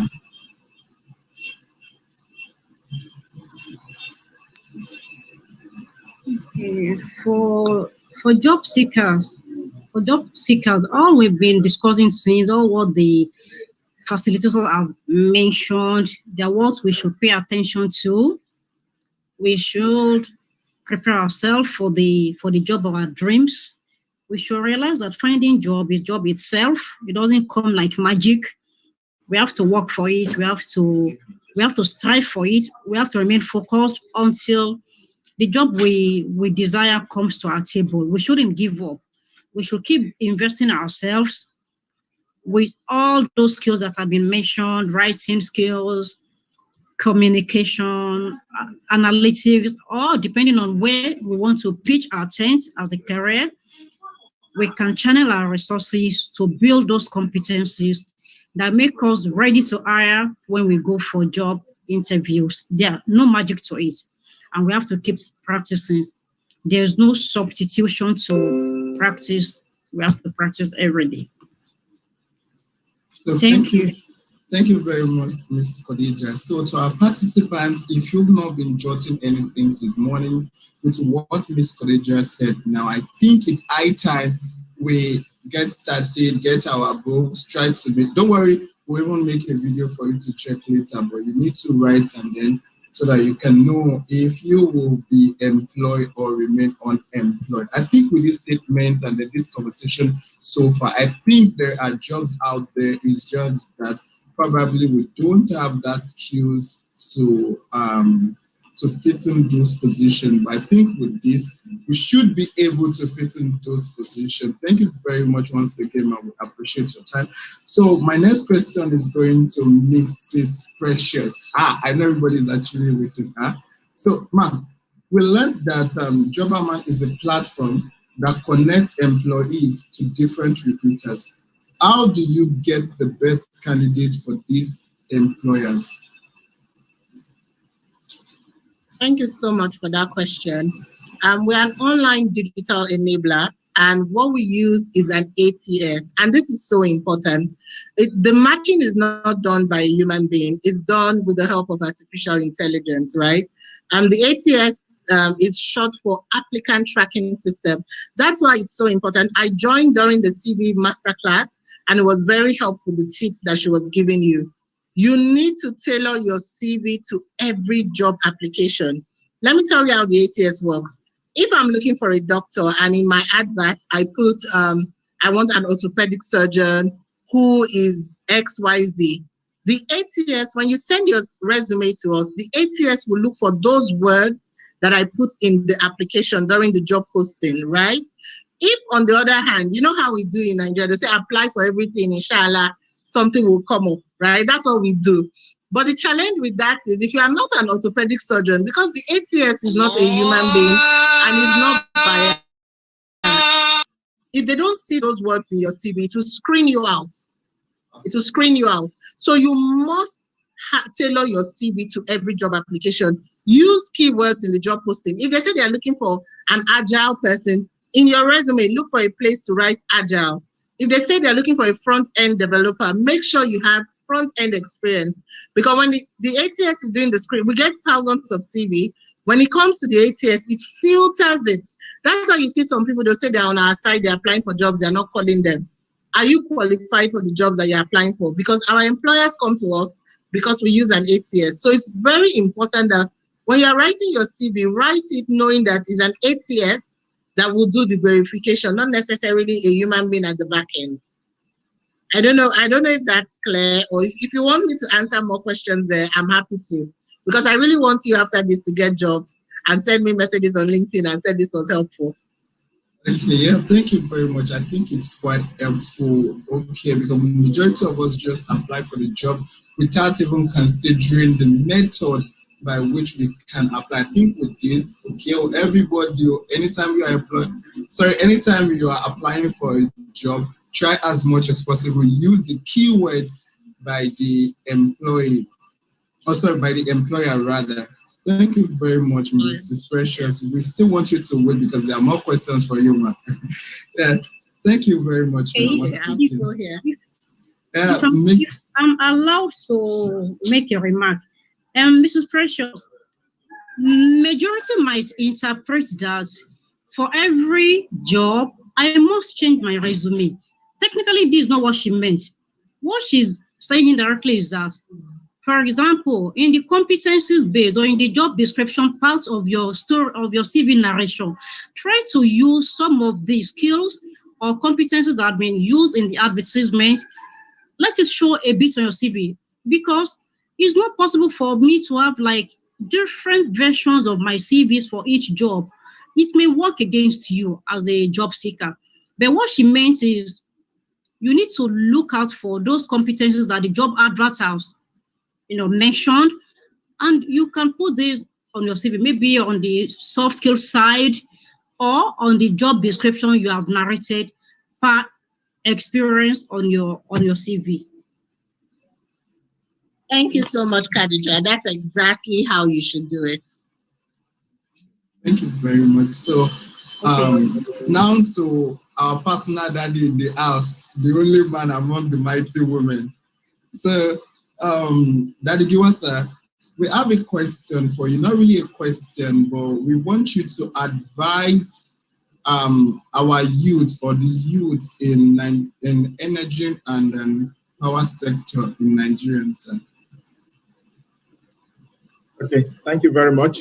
And thank you for also mentioning the fact that I'm the only man amongst the powerful women here. And you can see how powerfully they are performing. Thank you very much, my co-panelists. For everything, even apart from the energy sector, you have to be deliberate again in preparing for the job or for the opportunities you are looking for in the future, right from your 100 level. For some of my mentees, what I do is that first, I ensure that at the end of each holiday or during each holiday, 100 level holiday, 200 level holiday, they go to different places for their internship. That exposes them, because you learn a lot in school, and most of them, I'm sorry to say, are academic exercise. But if you are able to mix up with the industry, then you'll be able to blend the two together, the experience from the industry and then from what your teachers are teaching you or your lecturers are putting out there for you. The catch is this, the advantage is this. It means that if you are studying engineering, for instance, it means in 5 years, you must have gone through maybe minimum of 5 internships. And that counts. This is what we don't also know. It counts. It's your CV. We also look at internship. We look at what you have done. You will be able to interact with leaders in the industry within the organization you are doing. You are doing that internship. I normally ask my mentees, what are your expectations? What do you want to do? Because it's not just about going to that company because it's a big name. Sometimes you gain more experience in a medium-sized, small-sized company that you would do in very large companies. I'm sorry to say, for instance, I will not encourage people to go and do internship in Shell or this major oil company. What we discover is that most often than not, you do not have opportunity of them exposing you to what will be helpful to you in future because it's such a large organization. Except where they are deliberate in picking you, and they are also deliberate in where you will be going, and a specific program is designed for you. Don't look for these extremely large organizations. You might just be there doing administrative things. Your internship period is also the period for you to go through. You might never have the opportunity if you're an engineer, for instance. You might never have the opportunity of getting your hand dirty again because we find that most times you come out with first class in engineering and what have you, and thereafter you become a financial analyst. So you completely lost that opportunity. So the same thing in the energy industry. If your plan is to go into the energy industry, and the truth of the matter is that the energy industry is one of the most busy industry today, and at the same time is where we have the most challenge in our country today. Meaning that if the youth can come together, if the youth can really wear their thinking caps, there are huge opportunities out there. Opportunity in the microgrid, opportunity in renewable energy. You just have to be creative. The system at the moment is in need of innovation, and this innovation can only come from you because you have very fresh ideas. So if you ask me, if you are interested in the energy industry, then first is to seek the right knowledge, look for a mentor, look for somebody who is already in the industry, somebody who has spent some years in the industry. He will be able to guide you on what you need to go through in terms of internship, in terms of reading, in terms of skills, soft skills that you need to develop. And that will be the secret to success within that sector. We've been hearing of system collapse, the distribution companies need a lot of ideas. Everywhere in the energy, since 2015 till now, the country have only signed on one new major power project when the present administration came on board, the Azura project in 2015. That has been the only new project. And interestingly, that was only the only project finance project in the energy sector as well. So opportunities now is even moving away from the large power projects, but moving more and more into small microgrids, mini grids, which you, with your colleagues, with your friends, with your network, you can easily develop with a good idea.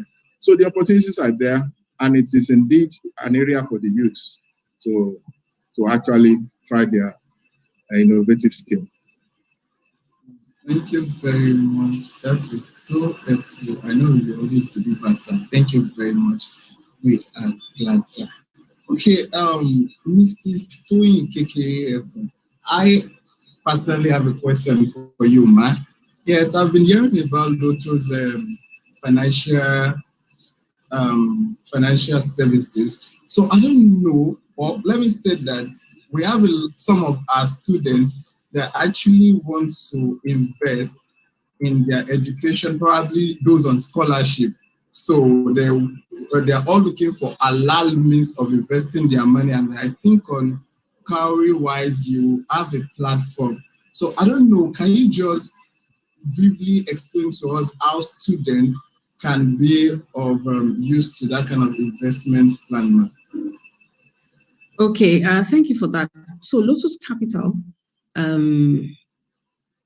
is their fund managers, right? Can you hear me? Yes, I can, ma'am. You can. Okay, let me use my earphones.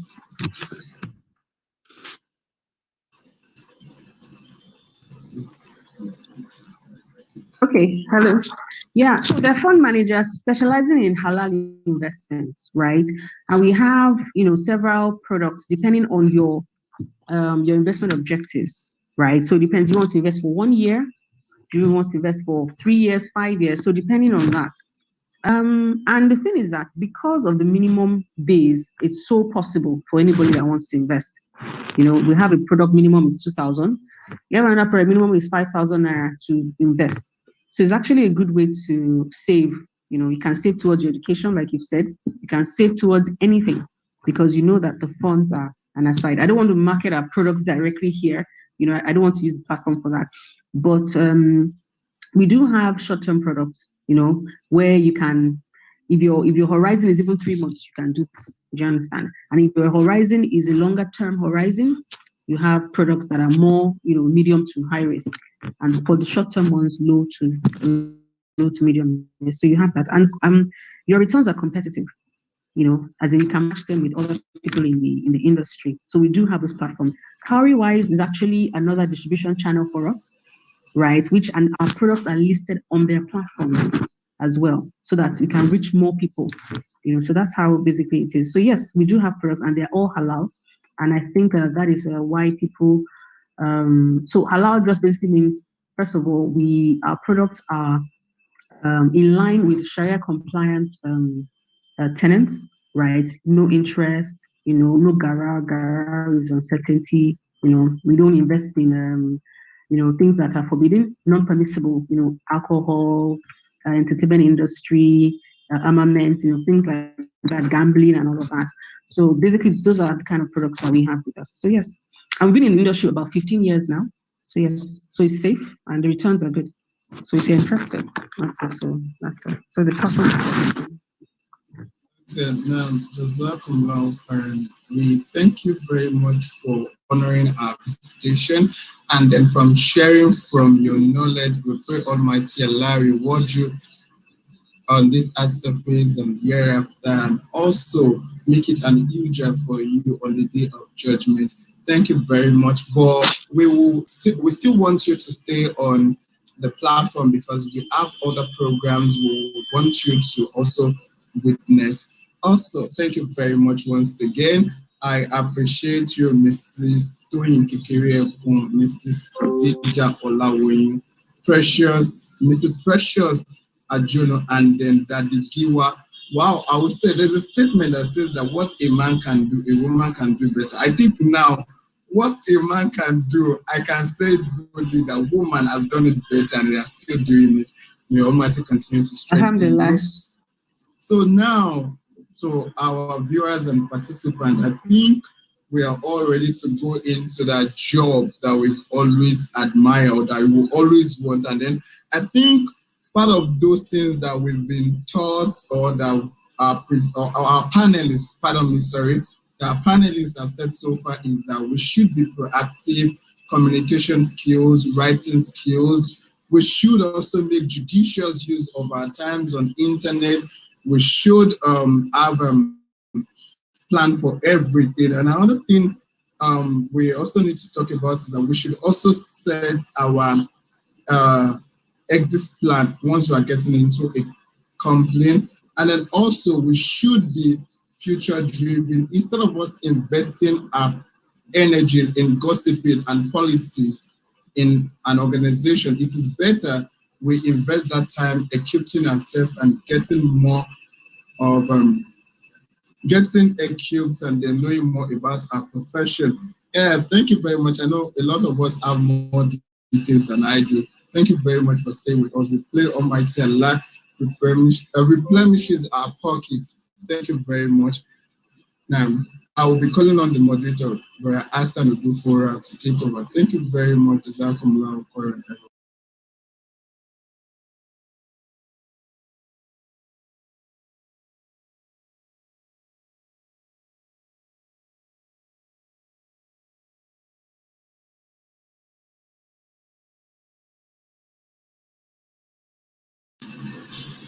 Yeah, I'm back. Thank you very much, Mr. Abdul-Ghaffar, and to our wonderful panelists that have stuck with us till now. We appreciate your time, energy, and we appreciate the fact that you have come here to give us those things that we won't get out there, that will enable us to get our dream jobs and then move on in the future. We appreciate you. So to move on, we launched our magazine yesterday. We did a pre-launch because our keynote speaker was present. So today we want to fully launch the magazine because it's completed, and I'm telling all the participants that everybody who registered for the Students Career Fair 2021 will get an e-copy of our magazine, which is titled Navigate. This magazine is stocked with important information, articles that drive the mind, that will contribute to immense growth. And I want us to take time to look at it like the editor-in-chief said yesterday we should look at it. So this is proof that if you took your time to come to this virtual event, you are living here in a better version of yourself, because you have acquired and picked up information that can change everything. So we appreciate, and the panelists, we want to implore you to stick with us, because we'll be asking you to purchase copies of our magazine. I'm going to switch over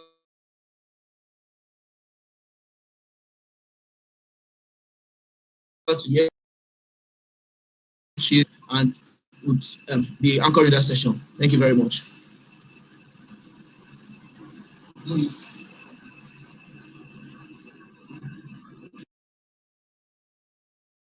So, Assalamu alaikum warahmatullahi wabarakatuh. Okay, so my name is Aisha Mashao, and I am the editor-in-chief for Navigate. It's a main edition for the Student Career Fair. And yes, like Hassan says, or yeah, said, it's a magazine that is pregnant of so many ideas, so many inspiring articles, and also features from people that we believe are going to drive us. People that we need us, basically, and people that are in different sectors, and we might also be trying to find out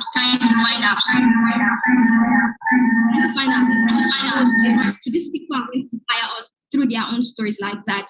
So this is the front page cover of the magazine. Like I said, it's titled Navigate. We have in it design thinking. We have another article that is called freelancing. We also have an article that explores LinkedIn, basically. I was here yesterday and I talked about some of the features or some of the articles in the magazine. I'm just here to try to bring back to mind what the magazine contains, and also to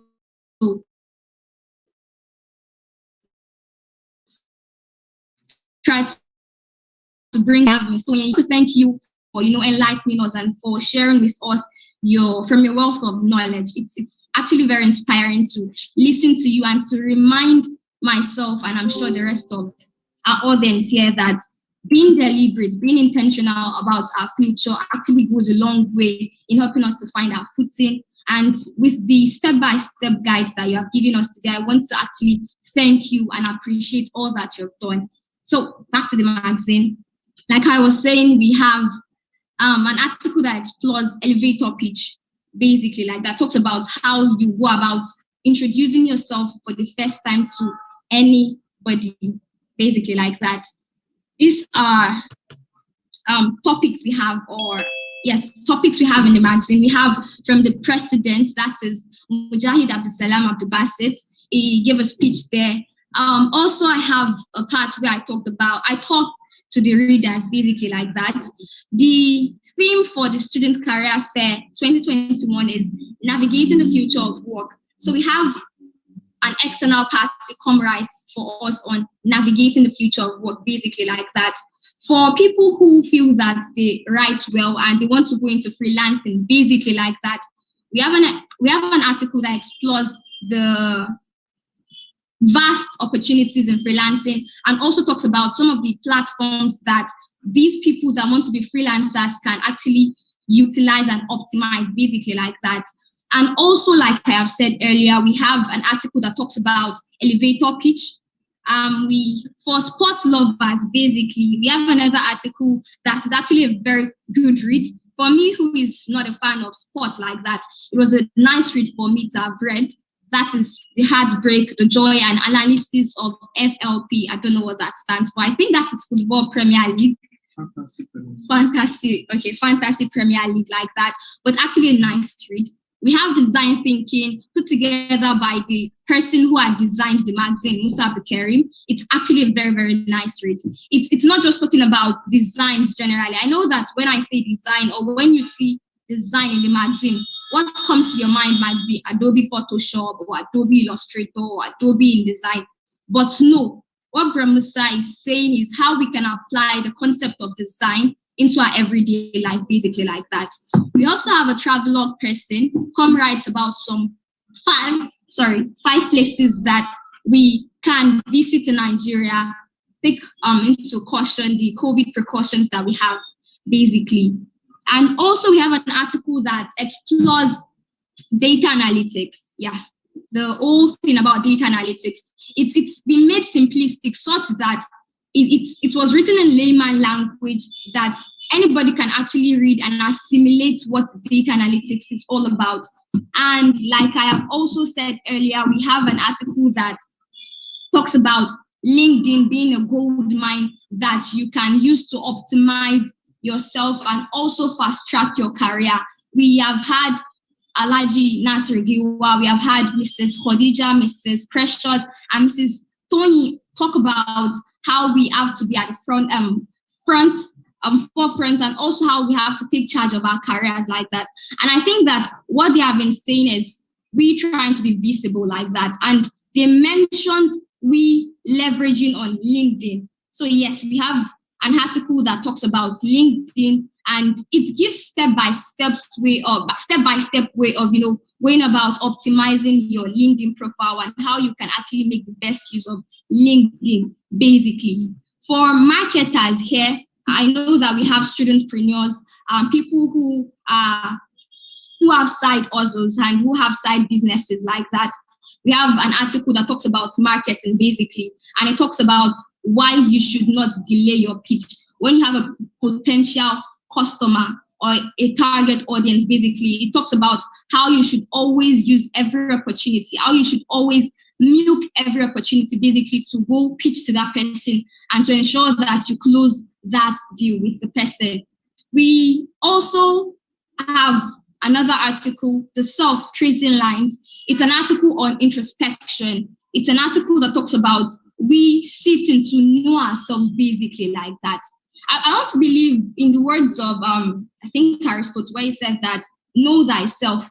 And a lot of writers say that the beginning of wisdom is the knowledge of the self, basically like that. So when you know yourself, when you understand your SWOT, your strengths, your weaknesses, know how to optimize and utilize your opportunities and know how to tackle threats, basically, I feel like you're on top of the world and in charge of your game, basically. So yes, we have an article on the self-introspection, basically like that. And also we have an article that talks about, that is kind of motivational. We move, how to rebound from career setbacks. You know, a lot of times people see failure as I don't know, a down moment for them. It takes away all the motivation and all those positivity that they have been feeling before. It just fits their mind with negativity. Now, this article put together by Rorid One is one that is motivational. It gives you step-by-step way of how to just take charge and how to not see failure as the end of the world, basically like that. Also, yes, we have features from people like Mr. Shoemimo Abiodun, Modupe Kadri, Aziza Musa Sadiq, Dipo Awujide, Ogbeni Dipo on Twitter, and Chidi Unwaogu. We believe that the stories of these 5 people are going to motivate us basically. A lot of people here, a lot of the audience here are undergraduates, people who have great aspirations, people who don't want the stiflings that Nigeria is giving us. Everybody wants to japa basically. So these people actually have painted fine dreams for themselves, and they want ways through which they can navigate it. So we believe that the stories of these 5 people are going to actually help guide them. These people too did not just start, they did not have it all at the beginning. They had to work, they had to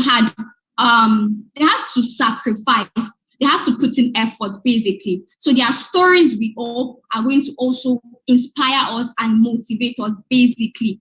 And we know that we have hearty people here, people who love heart, people who love reading, people who love to read from the minds of others. So we have 2 poems from a renowned poet, Ibrahim Anifowoshe, popularly known as Iban Khan. He wrote 2 poems here on silence and on beauty, basically. So I want to say that Navigate, however it's been in its maiden state, it's the first of its kind.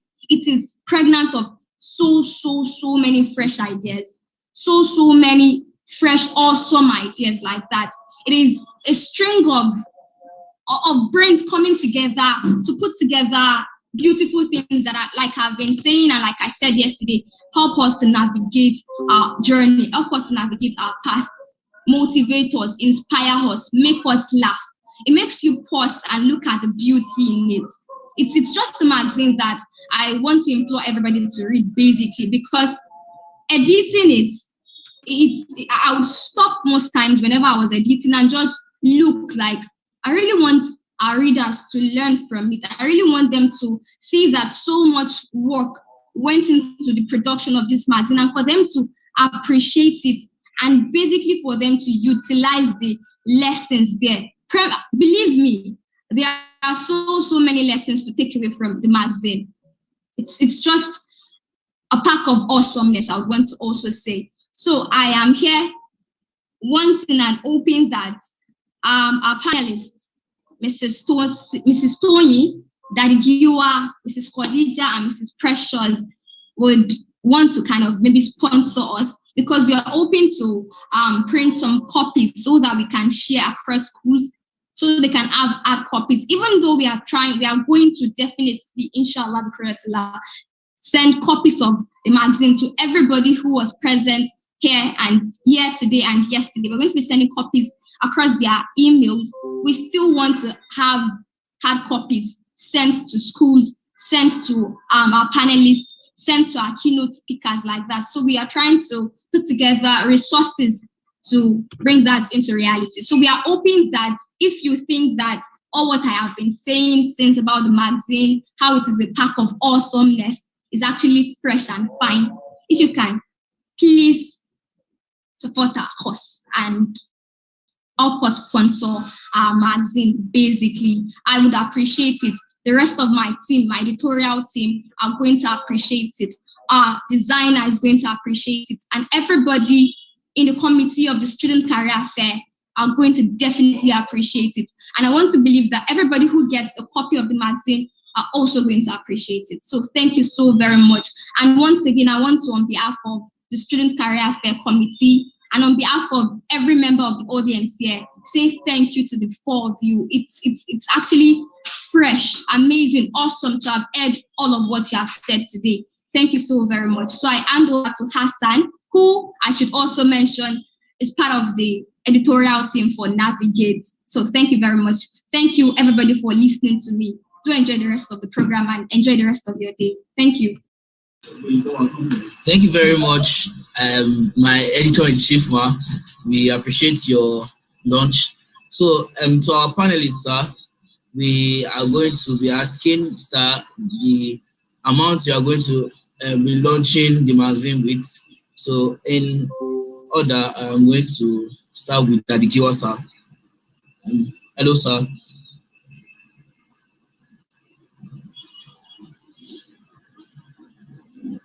Hello, sir.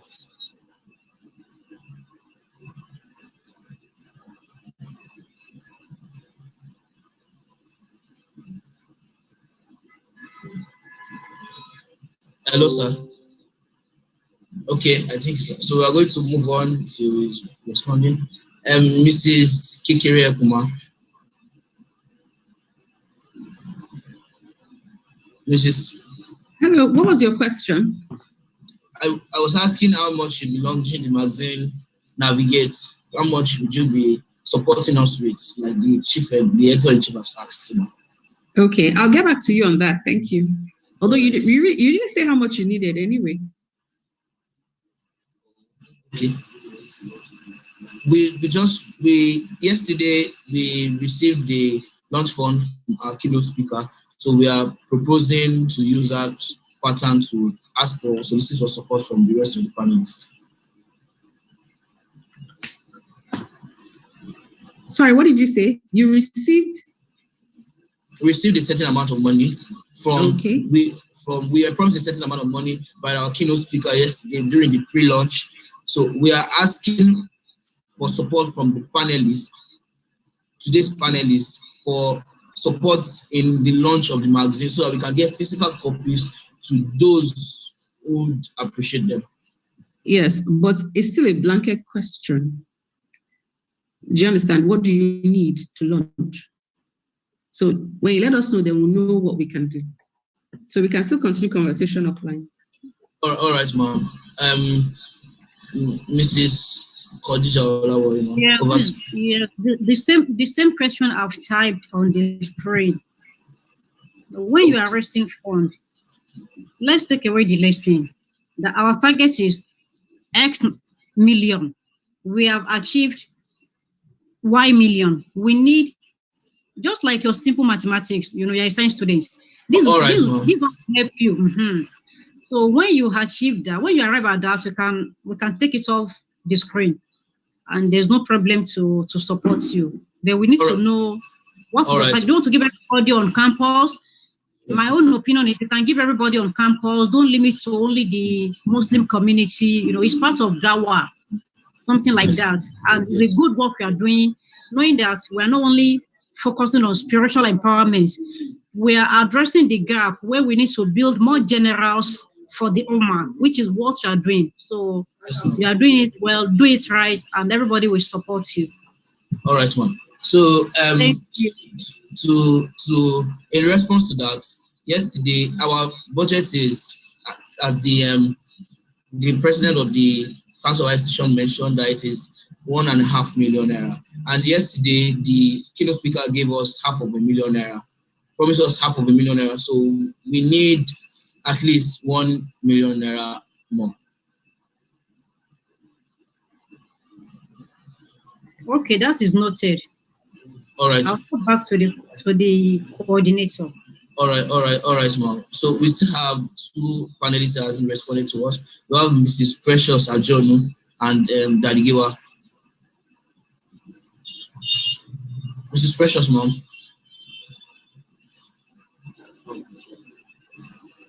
Okay. What of Daddy Giwa is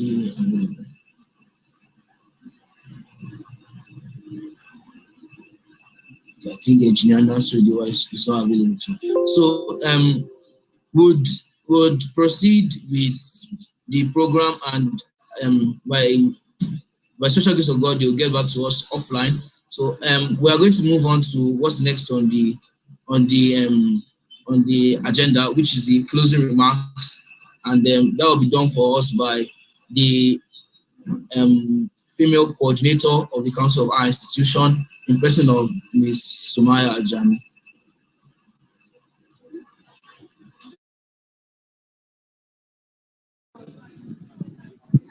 All right. Assalamu alaikum wa rahmatullahi wa barakatuh, everyone. Good day to everyone here. I'm sorry, please. Am I audible?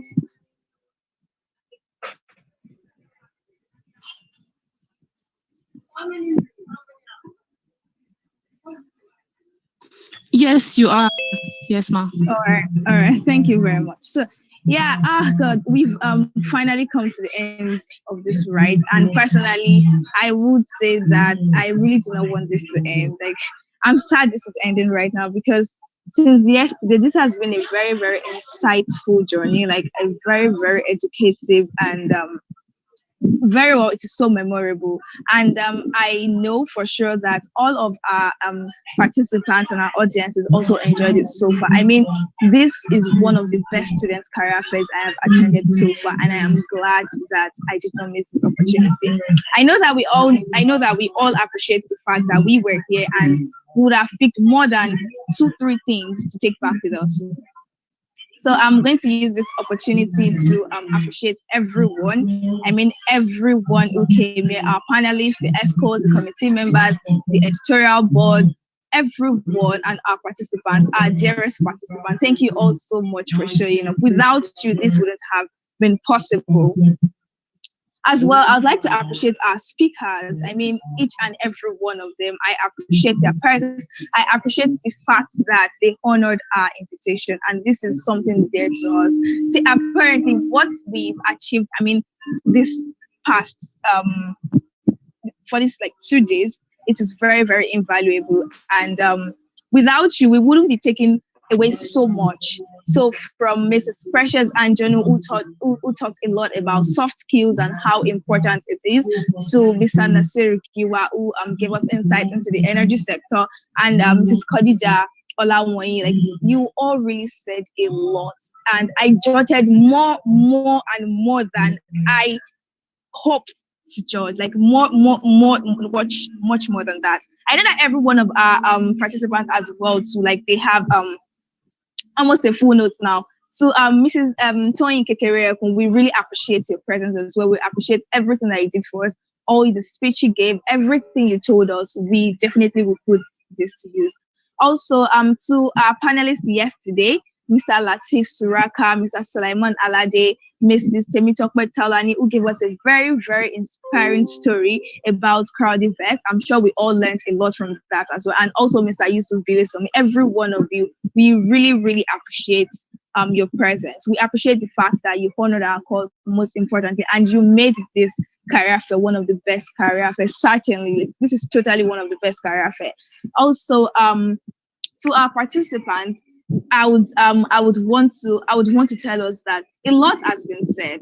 A lot has been said for us to learn from, and it's left to us to make this thing to make use of all of these things, because definitely everything that has been said, like with this session particularly, I'm sure we already have like a solid and invaluable roadmap to navigate our career. Like we have almost everything it takes. It's now left on us. It's left to us rather to work on all of these things. So yeah, we remember that networking is very important. It's very important to network. It enriches you and it helps you a lot. Also, soft skills. Like I'm so happy that Ms. Precious made it to this session, because when I gave her a call this morning, it was so much. She was like, oh, how come it's not in our calendar? My heart was already beating that are we really not going to learn from the pool of resources this woman is going to give to us? Like my heart was beating, but I'm really glad that she made it, and I'm sure that we all appreciate the fact that we heard from her. Also, time management, which is very important. So I'm just trying to like reiterate these things, because if I'm just going to say a few points, because definitely if I go on and on, we might be having another panel session. So yeah, your online personality is very important. Like this is to us, the organizers, the ESCOs, and to the participants, everyone. And I would encourage us to tell this to our friends as well. Your online personality is very, very important. You know, we were told that what they see online about you also affects your chances as well. And there's a certain trend now. If you apply for some opportunities, or if you apply to some places that you want to work with them, or you'd like to attend their program or something, they ask for your social media handles. And they're not asking for your social media handles to follow you or maybe to get back to you. They have your email already, and they would definitely connect it only through your email and let's say your phone number. So they're getting your social media handles because they want to study you. they want to study your online personality. So it won't be like, oh, you are this particular person online, but like when you get to our place of work, or what we see on your CV or what we see in your application is totally different. So it is very, very important that we take our online personality. Very, very important. So I would advise us that whatever we have on our Facebook